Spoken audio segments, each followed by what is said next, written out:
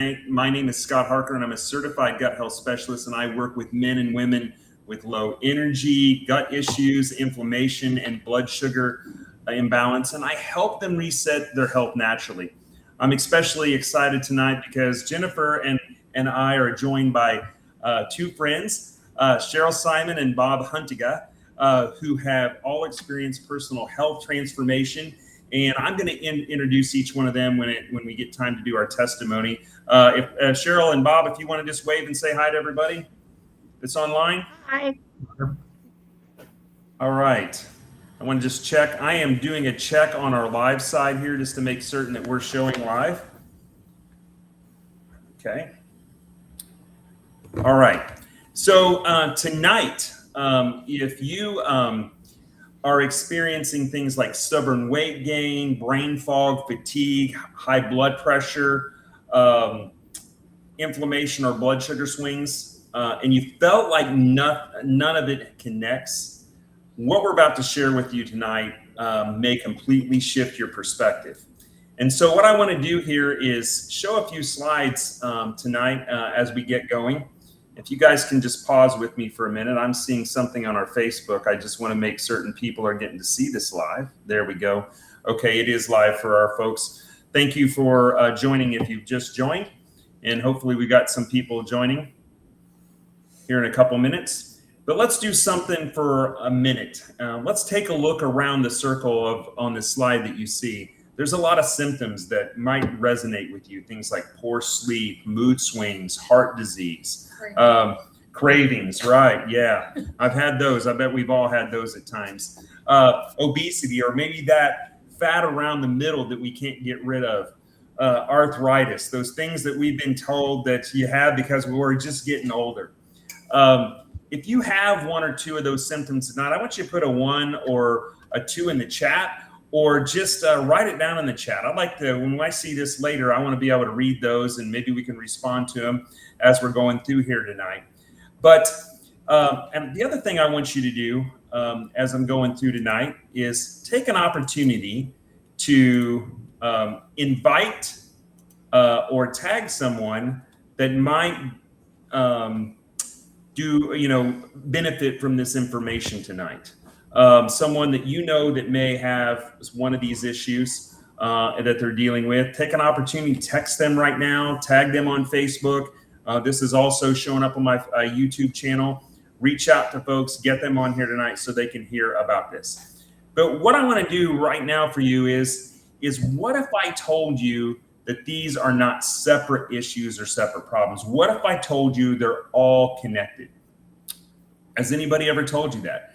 Cravings are tied to high blood pressure, and heart disease is tied to obesity, and low energy to arthritis, right? They have something all in common. In fact, most of the time, there's a doctor for many of these that treat them separately. And some of them are treated by your general practitioner, but we have cardiologists and we have neurologists and different doctors. But they're all tied together by something, and that's called insulin resistance, okay? And tonight's not about willpower. It's not about laziness. This is about a hormone.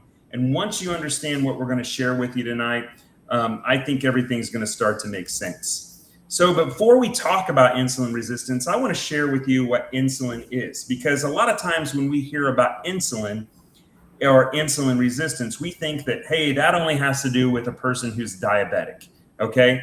And it isn't, and you're going to see that tonight. So hang with us tonight if you're on the live, and don't run because you heard about just insulin. This has to do with all those things we talked about here tonight, or I showed you on this slide before. But there's this small organ right behind your stomach, and it's called the pancreas. It's not very big, but it has a massive job, and it's very, very important. You see, every time you eat, your pancreas senses that, and it produces a hormone called insulin. And insulin is a hormone that is produced by the pancreas that acts like a key to unlock your cells so sugar can enter and be used for energy. So it takes that sugar out of your bloodstream and puts it into your cells to be able to feed it. But there's a problem. We become insulin resistant, or resistant. And insulin is necessary, okay? So insulin's not the problem. And without insulin, you can't use your fuel, that sugar. And I want you to think of it this way. Have you ever felt tired right after maybe eating? Well, that tells us something about that key and how it's working. And the or not working. That's right. Yeah. And so the problem isn't insulin, the problem is when that key stops working properly, and that's what we call insulin resistance. So take a look at this graph for a moment, or these pictures, really not graphs, but these pictures, and they kind of give us a representation of what insulin resistance is, right? Insulin, the hormone that is released by the pancreas, fits in that cell on the insulin receptor on the cell when there's sugar in your bloodstream, and basically tries to turn it on and basically opens up the door so that the glucose can enter into the cell. And then energy is produced, you get stable blood sugar.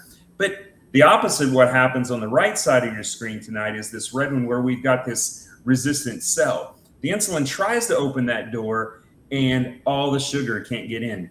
So the signal's blocked, glucose stays in the blood, the cell feels low energy, and essentially what's happening is we're starting to starve the cell, so our cells are hungry. That's why we have brain fog. That's why we feel bad. That's why our energy is low. Partially why we have cravings, right? And we'll talk more about that tonight. And so it's not about the hormone so much, it's about the signaling that's happening. And when that signal is broken, everything downstream starts breaking. So the question is, how do you get that signaling blocked? And we're going to spend some time talking about that tonight. So when insulin goes up and when insulin stays high, the body shifts into storage mode. You can't burn fat when your insulin is high. And our belly fat increases, our triglycerides rise, and our energy will start to crash. And the reason it does that is when our insulin goes high and our blood sugar falls real fast, we get into this crash. So if you're on here tonight and you've experienced being tired after eating, or in the afternoon or the morning where you have those crashes, more than likely that's what's happening. You get, as Jennifer was saying, these crave for carbs, blood sugar swings, and it impacts how we think, our brain and our mood, right? And then we can become hangry or irritability, and things really kind of get to upset us because our cells are not getting the food that it needs. So high insulin is the root of metabolic dysfunction. So let me back up before I show Cheryl's picture. What we're going to do tonight is we're going to share about what insulin resistance is even more and how it impacts us. But we're also going to share about a protocol that we've all used, that's on here tonight, that's changed and still using, exactly, that has really, really impacted our lives. And that's why we're on here tonight, because we believe this is something so important. It's life-changing. It's disruptive to the medical field. It's disruptive in terms of starting to help people heal from the inside out. And so I'm excited to be able to share folks here tonight that's had transformation in their lives. So I want to introduce Cheryl Simon. I've just recently got to know Cheryl in the last, couple of weeks, Cheryl? Something like that? 2 or 3. Yeah. And I've got to hear her story actually twice now, been on a couple different lives with her in Zoom calls. And she's got a phenomenal story. And I would like Cheryl Cheryl, I just want you to take a few minutes and tell your story about how this protocol that we're using, the tools, how it's changed your life, what it looked like before when you were insulin resistant and now you become more insulin sensitive. What's that looking like for you? Okay. Thank you, Scott. Sure. I'm really glad to be here tonight. And as Scott said, we're new friends, but that man at the bottom, Bob Huttinga, was my doctor for over 30 years. So I have a new friend and a very old friend. The picture that you saw of me as a heavy person, I am with my adopted son of the heart. He was a student of mine, and now he's family. He is also on the protocol, and he is also one who had gastric bypass about 20 years ago. The bottom picture was taken about a week and a half ago. I come from an obese family. I was obese all of my life, yo-yo dieter, so up and down and up and down and up and down and up and down. But when I hit menopause, I had a drastic change in my life. I became an insomniac. I've been an insomniac for over 30 years. What that meant to me was I slept 2 to 4 hours a night or not at all. And you still pretend you're functioning. I taught school, I was a counselor, and I've had other jobs as well. I never, ever felt rested. The lack of energy was horrendous, but that shifted into another gear about 6 years ago. First, I can say I'm a grieving mother. I lost a 42-year-old son to an undiagnosed heart condition in 2020. He had been treated for acid reflux, and he died in the car with me on the way to the hospital. So, did grief contribute to this now deep, deep bone fatigue? I would say yes, but it can't be the only factor because I had that before Jeremy died. So just extreme fatigue.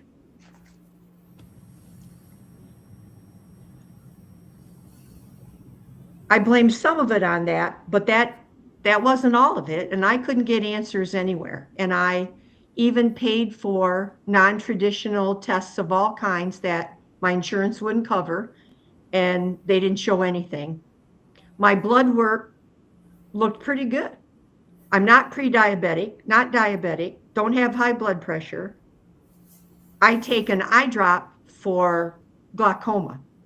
That's the extent of my medications. So I'm told I'm healthy. So I got sympathy from my doctor because I couldn't sleep. She told me to just lie down, try to rest your body, even if you can't sleep. So I got sympathy. I do have elevated cholesterol and triglycerides, but not so high that they shoved medication at me or anything, just told me to take care of it with diet. But I'm also a caregiver for a husband in early stages of Alzheimer's and dementia. And I began to panic because my fatigue was so bad, I couldn't take care of myself. How was I going to take care of him? I spent days in bed, not sleeping. I just couldn't function. So the only thing I grasped onto was I'm 50 pounds overweight. Maybe if I just lost weight, I would have more energy. So I couldn't lose weight. So I tried Zepbound, the shot. And I tried Zepbound because I had a daughter who had been on it for 2 years who lost a lot of weight. And she was very happy with it, and she had no side effects. So I went on Zepbound in July, and it was horrible because the fatigue, which I didn't think could get any worse, got much worse. I had terrible side effects with the Zepbound, but I didn't tell my doctor, and I didn't tell my children or my husband because the weight was coming off gradually, and that was my goal because I thought my energy might come back. But it was really bad. And then I get a text from Bob Huttinga, who says, simply, I think you should look at this. Well, after this man had been my doctor for 30 years, if Bob speaks, I listen. And he gave me just enough information to begin looking, and I researched carefully because that's who I am. And he knows I'm not just going to grab it. I'm going to look at everything that I could. I researched it very carefully, said to my family, I'm quitting Zepbound and I'm going to try this product. My daughter came unglued. She said, oh, Mom, it's not good for older people to fast because part of the program is intermittent fasting. She said, oh, Mom, you shouldn't do that. Have you done your research? And I said, honey, I've done my research. I'm doing this. She's on it now, by the way. So I got started. Unfortunately, I quit Zepbound cold turkey. I'd been on about 6 months, and I was watching a Zoom with Trent and a lady that was an expert in GLP-1, and she said, don't ever do that. So I texted her right away, and she got right back to me and asked me about symptoms. I didn't have any, and she said, well, you're going to be okay now. You're okay. But we don't recommend that people just quit those shots cold turkey. You really should consult with your physician. I got away with it, luckily. And but she reminded me that I've been on artificial GLP-1 for 6 months. She said, don't expect to release any weight for a while because your own GLP-1 is quit while you were on the artificial. It's going to take a while for it to kick back in. And I said, okay, So I started on the products. And on the third day, I said to myself, I think I have some energy. In 3 days, I got a little, not very much, but a little bit. But the other thing that happened is I had a sense of calm, a happier mood. I just felt good emotionally. And I thought, that's pretty interesting. Well, 2 weeks later, people, I was no longer an insomniac. 30 years of not sleeping. I sleep 7 to 8 hours a night. I've only been on the products about 11 weeks, 2.5 months, and I'm still sleeping 7 to 8 hours a night. Restful sleep. Wow. If that was the only thing I got from these products, it's worth it. But I'm getting much more. Releasing weight, I don't care. Do I still need to lose some? 10 pounds. And I don't care when it happens. That's not what this is about for me. This changed my life by allowing me to sleep. I don't have any cravings. What were my other things? Acid reflux, gone. Cravings, gone. Brain fog, gone. Joint pain, gone. Backache, gone. I have energy to burn. I'm 77 years old, going on 50. That's how I feel. Wow. In 11 weeks. So I am never going back. I will always use these products. And I will talk to anybody until the day I die about why this gives you back your health. That's what it has done for me. Awesome, Cheryl. That's so powerful. Yeah. That's so cool. So folks, I'm going to show you this picture up here one more time. I want you to show, look, I mean, look what the change is in 11 weeks, right? The coloring of your skin and just everything. Yeah. And Cheryl, I didn't pick that up in the Zoom call, that's only a short amount of time. So, less than 3 months, right, of what's been changed. Folks, we can almost wrap this up with all the different things that you've said, how it impacted you tonight, right? Yeah, that's it. Well, that's awesome. When I listen to testimonies from other people and that have been on it much longer or had the chronic conditions that I didn't have, I'm not diabetic. I'm not pre-diabetic. I don't need to see all these specialist doctors that many of them were going to, and they got well. My life came back to me when I finally could sleep. Yeah. So it's wonderful how it's helping people. Yeah. And Bob, you may want to comment on this here, but I just want to say something that you brought up, Cheryl. You were talking about being on a GLP-1. Right. Yes. And I believe there's some some space for that, right?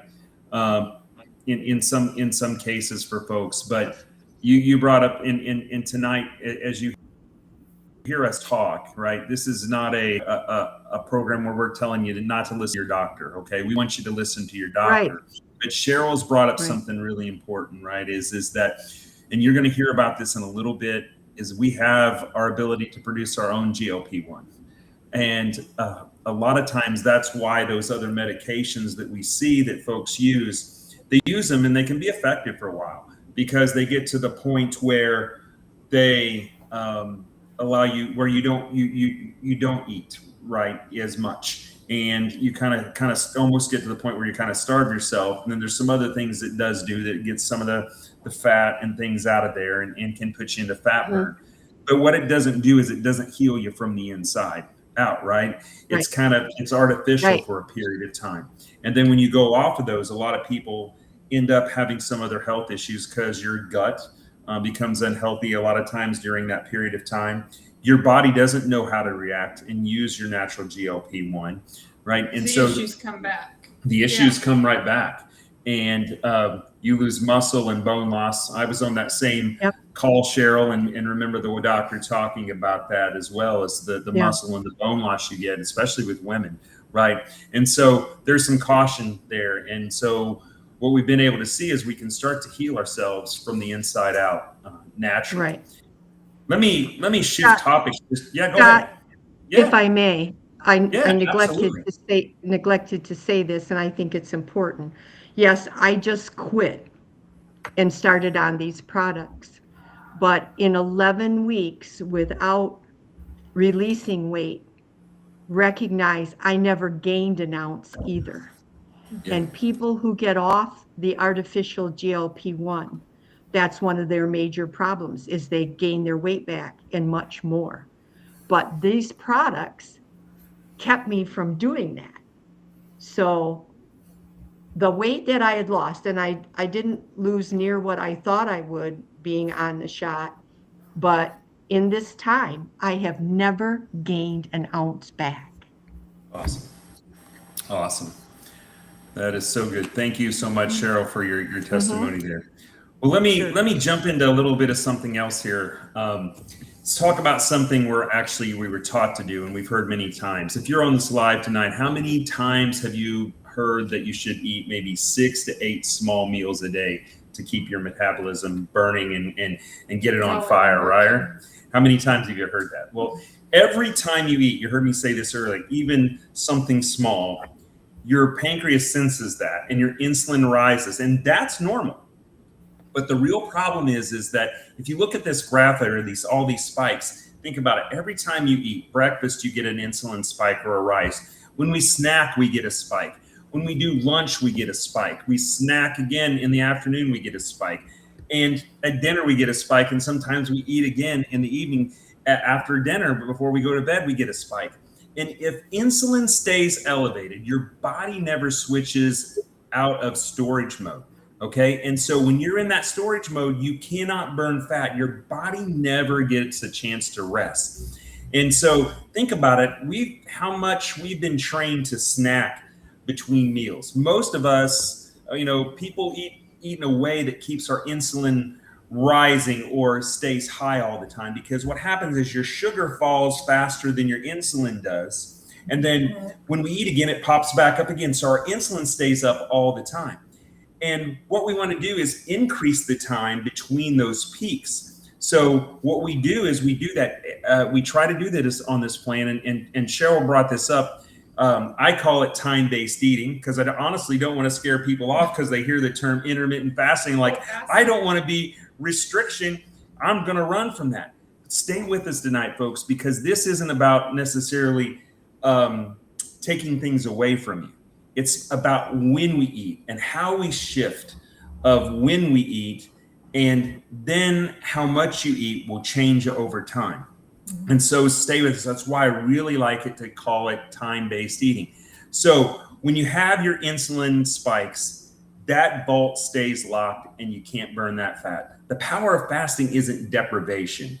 It's giving insulin enough time to fall far enough to unlock that storage and energy, right? So fasting isn't just skipping food. And I want to show you this here for a minute. And this timeline I'm showing you up here tonight varies a little bit from person to person, depending on their metabolic health, how healthy their gut is. But I want to try to drive the point here home on what happens in your body. Is that on your left hand of this side of this screen tonight, where it says 0 hours, think about that as when you just ate your last bite. And then we come across in somewhere between 6 to 12, or from 0 to 12 hours, we're still burning off sugar in our body, first out of our bloodstream, the glucose in our bloodstream, and then We burn the glycogen out of our liver that's there. That's basically stored glucose somewhere. The average person has between 3 and 500 grams of glycogen stored up. And then around 12 to maybe 16 hours, we start to burn the fat. So if we at any time eat food between that 0 and 12 hours, it starts all over again and we go right back to 0. So that's why eating 6 to 8 meals a day, like we're being taught, never gets us into this fat burn mode. So we try to get to a point where we're eating, where we don't eat for at least 12 hours, and try to get folks to go where they don't eat for 16 hours, right? And have a 16 to 8 ratio, meaning 16 hours where we don't eat and an 8-hour window where we do eat. And I'll share a little bit more about what fasting looks like here in a little bit. So the other thing that I want to share with you tonight is that it's causing a lot of our problem. We're going to maybe go a little bit deeper into this if we get a chance. Is something that is very, very important to us is the fiber that we get. We have removed the fiber from our food, and fiber slows glucose spikes. So when we have fiber that we eat, it brings that glucose down and doesn't allow it to ramp up. Okay, and fiber isn't just about digestion, it's about that glucose as well. Fiber also feeds your gut bacteria, your good gut bacteria. And most of us don't get enough fiber, okay? And so when fiber disappears, inflammation increases in our body. And so I just want to share a little bit about those two things, is make certain folks understand about what the importance of fasting or intermittent fasting is, and the importance of fiber. And we'll talk a little bit more about that here in a little bit. So now I want to introduce to you Bob. Bob, we're so lucky to have Bob on here tonight. Bob has been a physician's assistant for over 50 years. And for the past 25 years, he's been deeply involved in integrated medicine, helping people look beyond just symptoms and start addressing root causes. Bob has his own story. You heard Cheryl talk about Bob tonight. I think there's probably people on this live tonight listening that have been clients or patients of Bob in the past. And so Bob, welcome, and your wife, thank you for joining us this evening. I'm going to turn the floor over to you for a few minutes to share your story. We got some good pictures up here of you. Whatever you two want to share tonight, I'd love to hear your story around this protocol and the tools that we use and what things look like before and after. And Bob, if you want to add anything tonight about, how you learned about insulin resistance and that story as well. So thank you and welcome. All right. Well, thanks, Scott. This is certainly a great opportunity, and I appreciate the ability to share the story. Around the middle of December, we were introduced to this system, and I was actually looking for something because I had just been diagnosed with high blood pressure. Now, I've always considered myself really healthy, but like most people, I had a few problems. And the high blood pressure really concerned me because I never had that before. So anyway, when we started on this program, within a couple of weeks, the blood pressure was normalized. Now, I also had a lot of acid reflux, and I had esophageal stricture where food would get stuck if I didn't eat very carefully. And I even had it stretched one time, but then it only lasted for 3 months. And I really didn't want to have another anesthesia or procedure for that. So at any rate, within about 3 weeks or so, the heartburn went away right away. But within 3 weeks, I noticed that I could eat larger bites of food and things were not getting stuck. I also had improvement in prostate and also back pain. I have a birth defect in my spine, and I've had chronic back pain for a long time, and that's completely gone. But professionally, I had known about insulin resistance in my work as a PA, but we didn't have any tools, and so we didn't really focus on that. We just focused on, well, somebody had high blood sugar, you put them on metformin or insulin or whatever, high blood pressure. And when I first looked at that wheel that Scott showed at the beginning, I just really could hardly believe that all of those chronic problems were associated with one root cause. But as I did my research and began listening to people who've been around this for some time, and began to research the mechanisms behind all of this, I really got on board and said, we need to share this with as many people as possible. We've had a motto in our business called "Put your health in your own hands," and so we've been preaching that for 25 years. And this is an amazing tool for people to do that.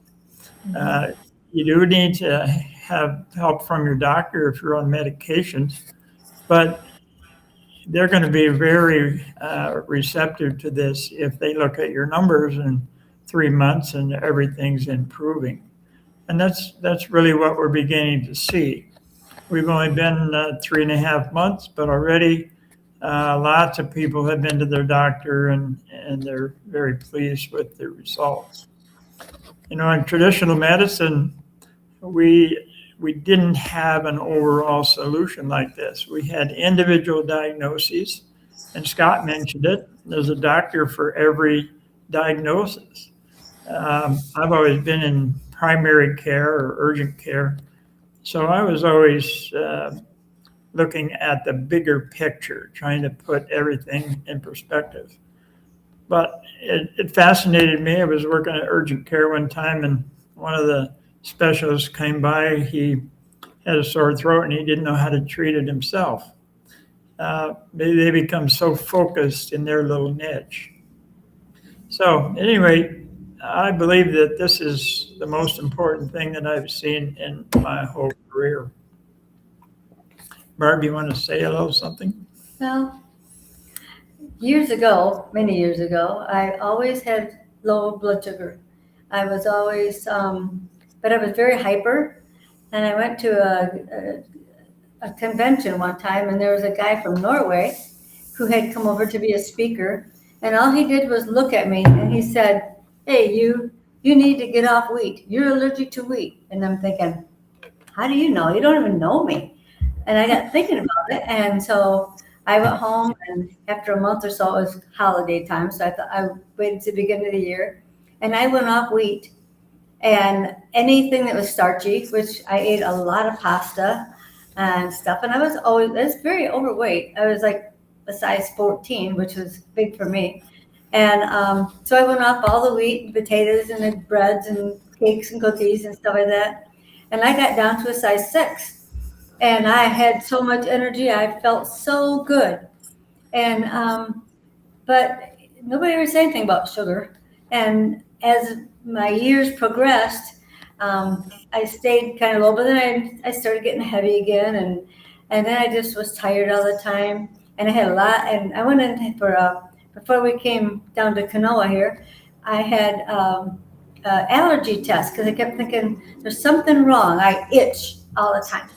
And so we had allergy tests, and there wasn't much I was allergic to except wheat and dairy mostly. And but it said I had very high amounts of candida. That didn't connect with me. And then when we got this protocol, I thought, that's your pancreas. And I thought, oh my gosh. So I quit all my sugars and stuff, and I had gained quite a bit of weight back because we had been traveling, and I had gotten sick from the foods that we ate when we traveled, and had terrible diarrhea, and it was like, it was awful. And so I got on this protocol, and I cut out all my sugars, but before I couldn't cut them out because I was always craving them. I always wanted something more. And so anyway, we got on this, and I didn't have any cravings. I went from 140 pounds down to 120. Well, I'm actually 116 now. And so and I didn't even try to lose weight. It just came off. But I had so much energy. We walk every day. I do a little Tai Chi every day. We enjoy the sun. And it's just been a whole different protocol, and it's been amazing. And I try and tell everybody how great this is. And anyway, they got to find out for themselves. So it is great. Yeah. Awesome. Awesome stories. Thanks. I've got a good question for you, Bob. You mentioned that you knew about insulin, resistance for some time, and there wasn't, really many tools. And I know we need to be a little careful about, talking on Facebook here about medical industry and things like that. But why do you think? What do you think's driving that in terms of why do we not see in the medical field or whatever folks being able to understand how to deal with insulin resistance? The slides I brought up here before this is that we said, we see people being told, eat 6 to 8 small meals a day, do this. What do you think's driving that? And I'm going to share a little bit some slides on that, but I'd like to get your perspective on what do you think's driving that, if you don't mind sharing. Sorry, I'm getting you a little cold here. But well, I think that the issue is that there are no tools. The medical field works on it's called problem-oriented and diagnosis-oriented, and every diagnosis has a standard of care and a set of tools. So I don't think insulin resistance is even a diagnosis. It's a condition. And so all of the things associated with it get a diagnosis. And so the focus is on the high blood pressure and the high cholesterol, high triglycerides, and all of those chronic things. So it's everybody in the field is aware of insulin resistance, but they don't have anything to do to help it. So the focus has been on the symptom. And unfortunately, then you need lots of medications and there's lots of things to do for those symptoms. But then there's always issues with side effects and so on. So we're just managing the symptom or managing the issue instead of getting to the root cause and the healing. So thank you for that perspective. I was just curious what your thought process was on that. Well, let's talk about for a moment of what's causing us to be so unhealthy. When I look at this chart here tonight, there's some things that stand out to me. These are not infectious types of diseases that you see on here except one. They're chronic metabolic diseases. If insulin resistance drives, heart disease, stroke, kidney disease, diabetes, then we're not dealing with separate problems. You look at all of these, 9 out of 10 of these are, I would call, lifestyle type of diseases that we get. And these are leading cause of death in high income countries, the US, right? And other countries as well. I would contend, even though this chart says number 6 is low respiratory infection, or lower respiratory infection is not a lifestyle disease, I would say that it's highly impacted by our lifestyle, because when our gut becomes unhealthy, our immune system gets really, really impacted, which can impact our lower respiratory infections and our ability to fight them off, right? And be able to do this. So, whether it's 9 or 10, if you think about these can be virtually eliminated or reduced greatly in our country by just dealing with insulin resistance and the things that we're talking about tonight. Scott, let me just interject on something here. Go back to your chart. Sure. The heart disease, ischemic heart disease, that has not changed in 50 years. In spite of all the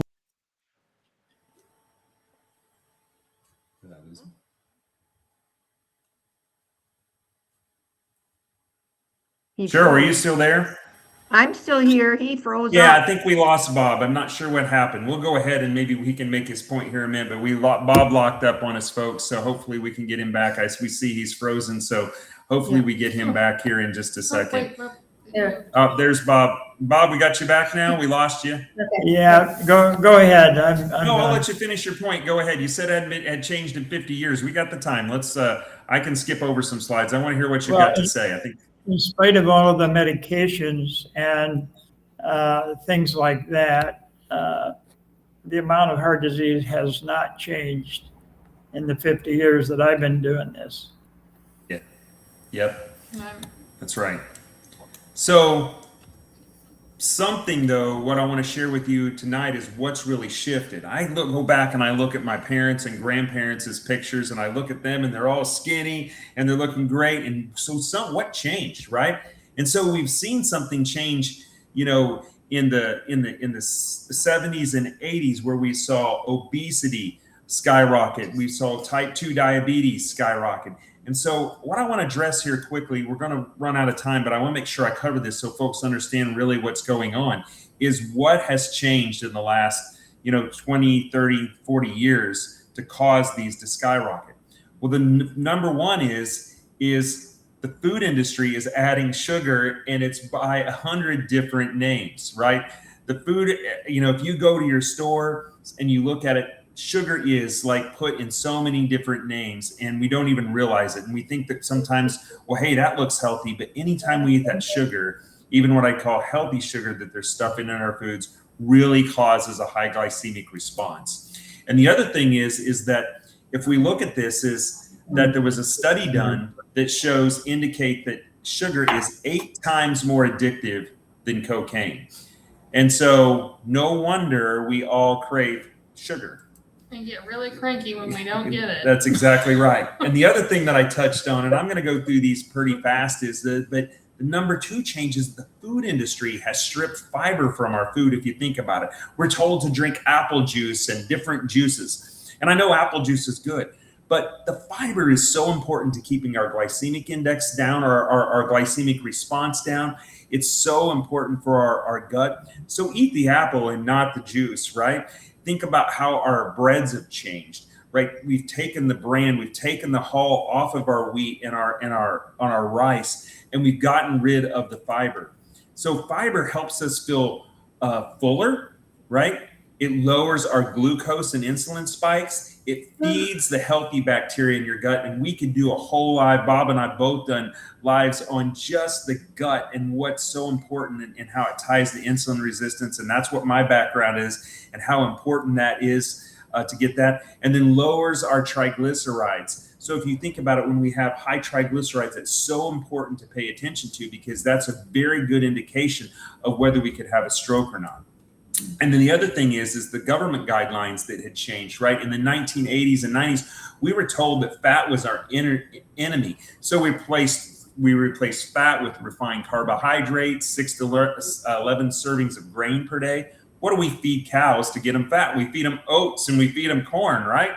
They've just done nothing but fatten us up. And so I've been pretty excited here of late, is that they have. They fatten us up.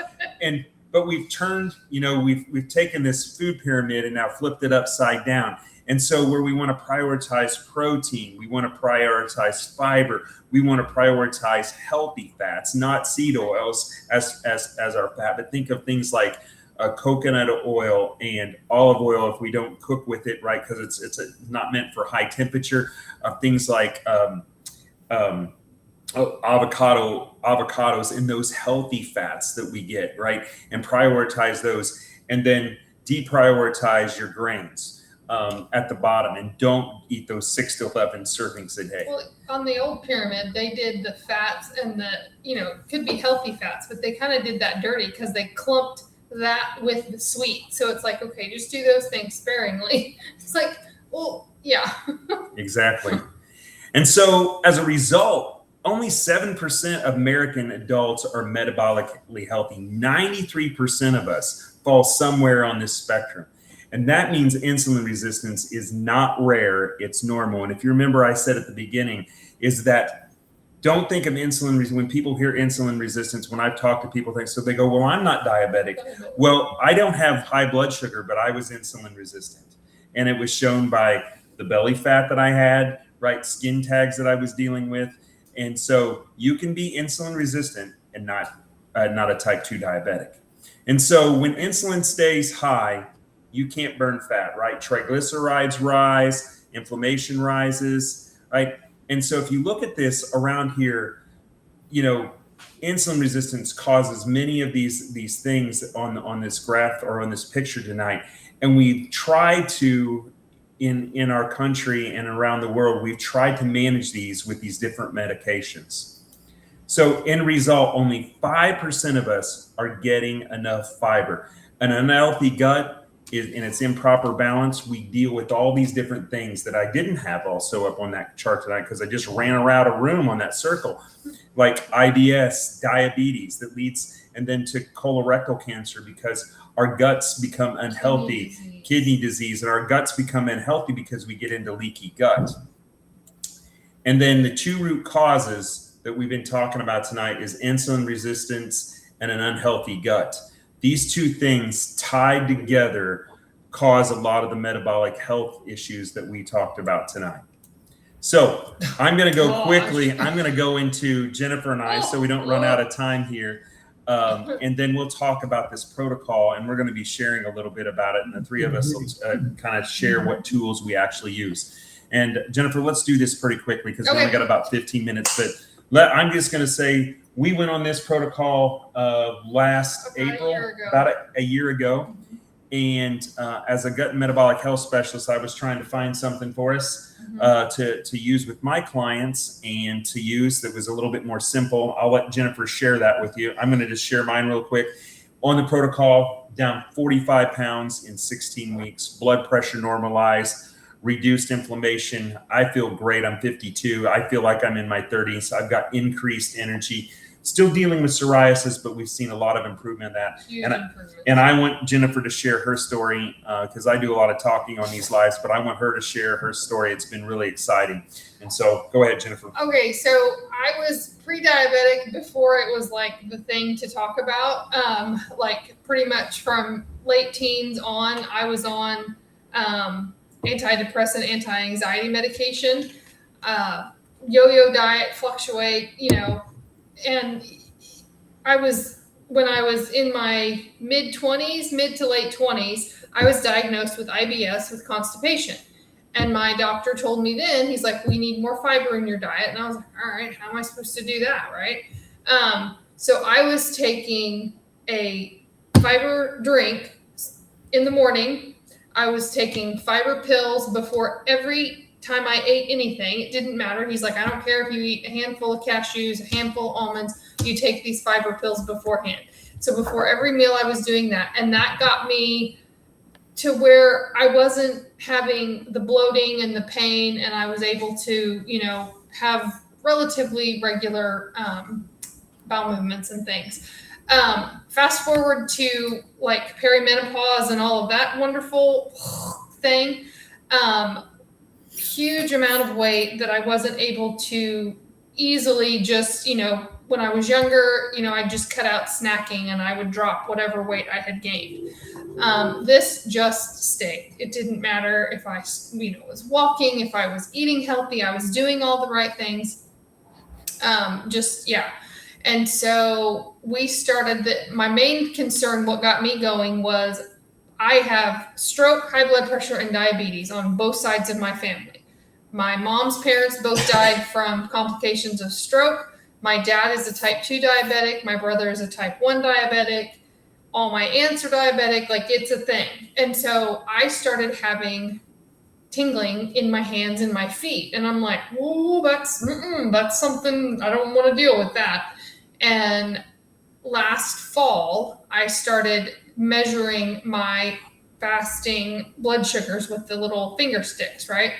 And I was solidly in the pre-diabetic range. I was running 130, 140. So not crazy high, but high enough that I was, my body was starting to send me those signals. And being the gut health guy, I was like, all right, we got to do something. Like, you got to give me something. I don't know what to do. I can't get this weight off. I'm having all these, pre-diabetes things. I don't want to go on medicine. I don't want to do shots. I don't want to do any of that. Find me something that, and a good friend of ours, Alan, reached out, and within 2 weeks of starting, I still continued I was doing the protocol. I was still checking my blood sugars in the morning, and I went from the 130, 140 mark down to the 90s in 2 weeks. And I really, other than the protocol, I didn't really change, what I ate necessarily. It was just, I was doing the protocol and it was doing what it needed to do. fast forward to this past summer. No, No, it was a late fall. late fall. Sorry, my timing is all whacked out. But as he's talking about all these GLP-1s and your body's ability to do this and the happy hormones and the dopamine and the serotonin and all those things, I had, tried to wean myself off of my antidepressants, anti-anxiety meds for many, many years. And I'm like, I'm just going to choose to be happy. I'm going to choose to be joyful. I'm going to do whatever. And kind of like you, Cheryl, I didn't do what is recommended to wean off of the medication. I gave myself about a week and a half, and I was like, yeah, I'm done. I'm just going to stop. Wouldn't recommend that. I did have some pretty significant side effects. Felt like not great for a while. But I am now off of all of my prescription medications. I don't take any more of my antidepressant medication, my anti-anxiety medication. Perimenopause has kind of thrown me for a little bit of a loop, but I am working the system, working the protocol, doing the things. And I'm having a much easier transition time than some of my friends are. And every time they're like, what are you doing? And I'm like, well, here's this protocol. Here's, this is what we're doing. And so it has been just a game changer. I have more energy. There's been times when normally he's the Energizer bunny, like go, go, go, go, go. Even before the protocol, he was like, go, go, go. And I was always like, slow down, man, you're killing me. Like, this is like, I don't have the energy to do this. And now I have the energy to keep up with him. And like, there's been times I'm like, I'm going for a walk. He's like, you're what? I'm like, I'm just going to go for a walk because I have the energy to burn and to do those things. And so the other exciting thing, our daughter has stage 3 chronic kidney disease. She got an E. coli infection when she was 22 months old. So she's been left with some pretty significant kidney damage from that. She went into hemolytic uremic syndrome. And we've talked to her nephrologist, and she's been doing this protocol, and we've seen some improvement in her numbers. And it'll be interesting. She goes in again in May. And so she's been doing it pretty consistently the last, 3 months or so. And it'll be interesting to see what her blood work is this time around. She goes twice a year up to the nephrology specialist at Riley here in Indiana. And it'll be interesting to see what her numbers are. So that's been exciting for us. All right. Well, Jennifer, thank you Yep. for sharing that. And thanks for letting us share a story. So what I want to do now, we've been talking about this protocol for What is it? What is it? Yeah, the protocol for some time here. So let's get right into it because we've only got about 7 minutes. I wasn't paying attention to our Sorry. time too much. No, let's go. Okay. Yeah. So we use 2 tools. I got to get it on the camera here. My camera's decided to start looking It around was on me. focused on me. Yeah, I don't know what the deal is. Let me fix it here. There we go. And so we use a couple tools here. One is a fiber. And another one is called a tea, yerba mate tea, and I'll explain that here in a minute.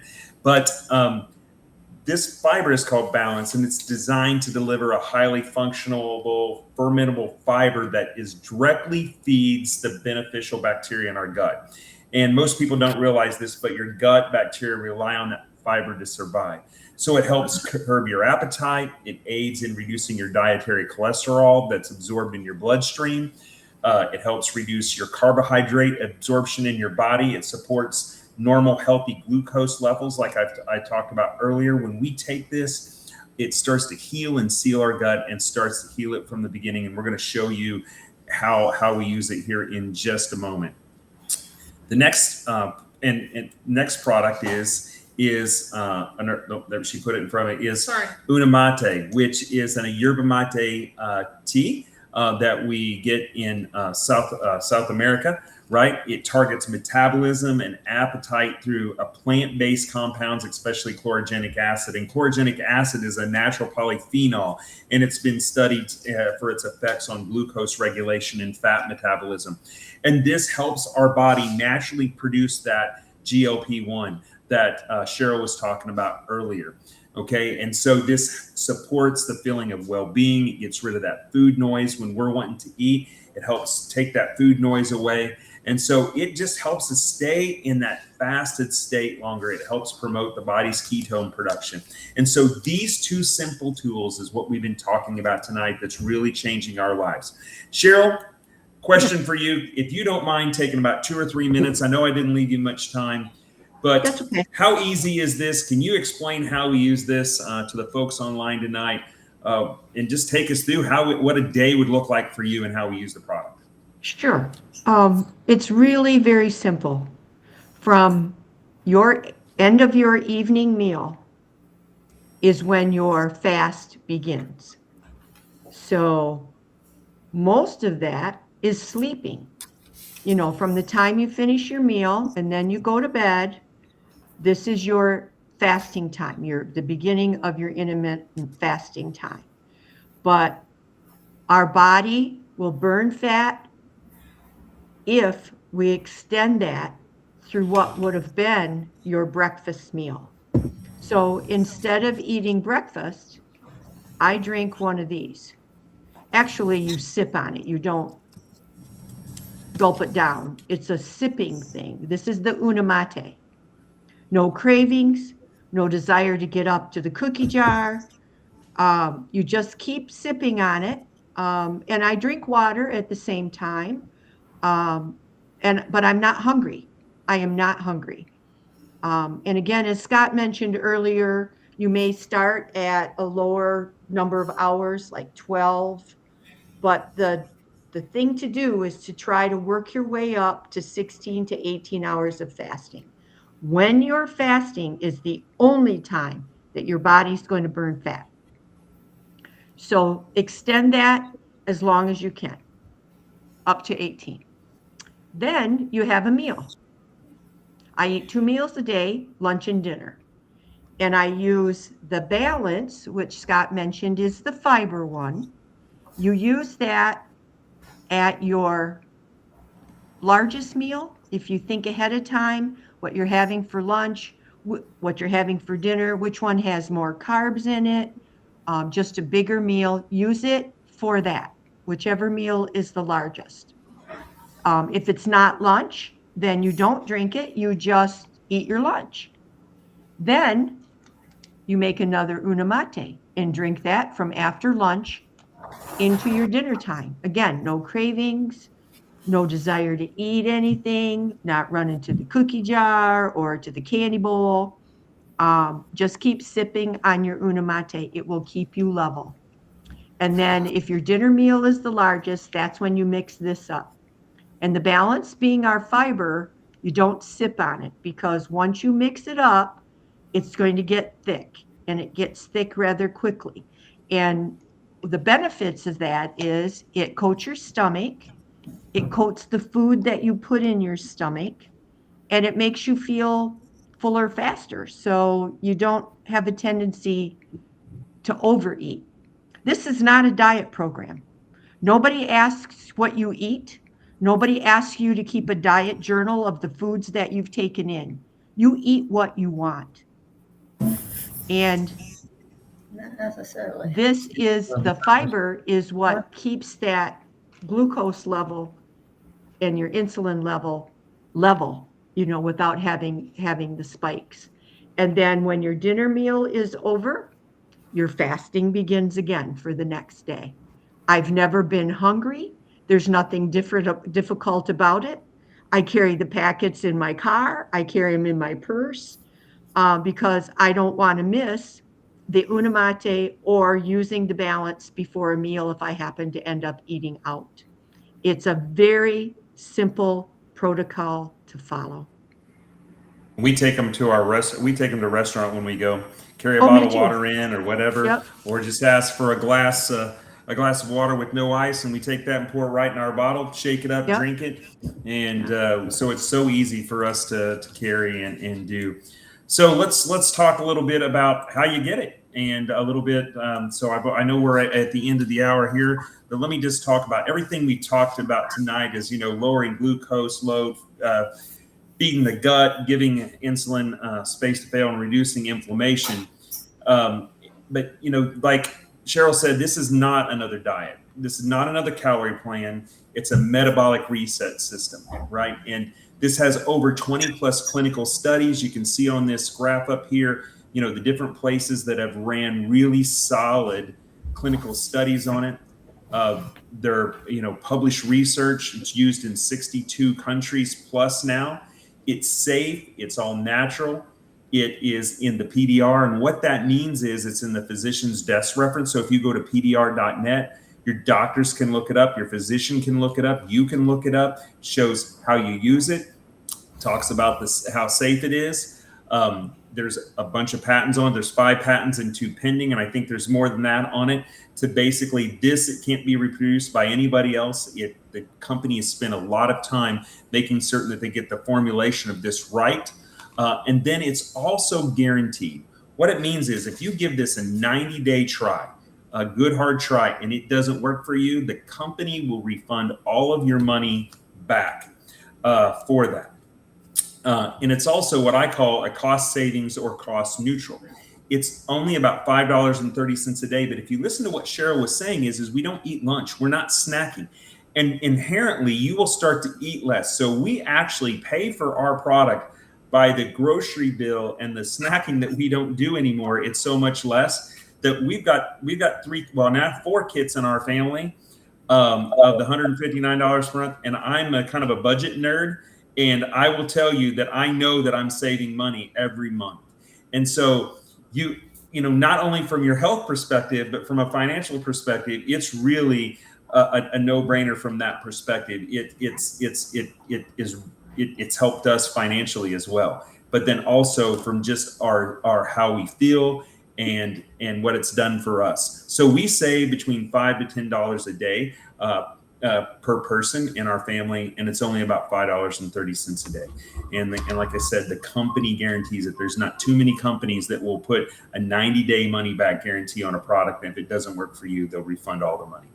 Guys, we're at the top of the hour. In fact, a little over the top of the hour. Cheryl, Bob, do you have anything else that you wanna add to this? Oh, let me just mention.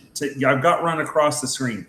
DM one of these folks, Cheryl or Bob, or if you're on this live and someone invited you, they probably know, these two definitely know how to get it and help you. If you know them, reach out to them. If you want to learn more about it, if you want to be able to get this product, reach out to Cheryl, reach out to Bob, reach out to myself or Jennifer, or anybody that tagged you on here tonight, reach out to them. Bob, Cheryl, do you have anything else that you would like to share tonight?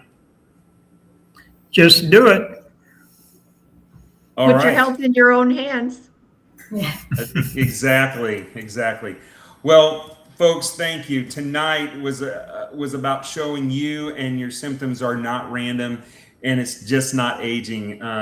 They're signals, and your body was designed by God to heal. And we were made to feel great. We were made for a purpose, and this is a protocol that can start you off to start to heal from the inside out, to get you feeling good again. And so thank you. This is our passion, to be able to help people heal and get to feeling better. So thank you so much tonight. Bob, Cheryl, thank you for joining us. Folks that joined us, you could have been doing something else tonight besides listening to us. Thank you for doing that. Share this video. It's going to be replayed. Go out there and help change people's lives. Thank you very much, and have a good evening. And we'll see you back here next Monday night. Thank you, Scott. See you, Bob.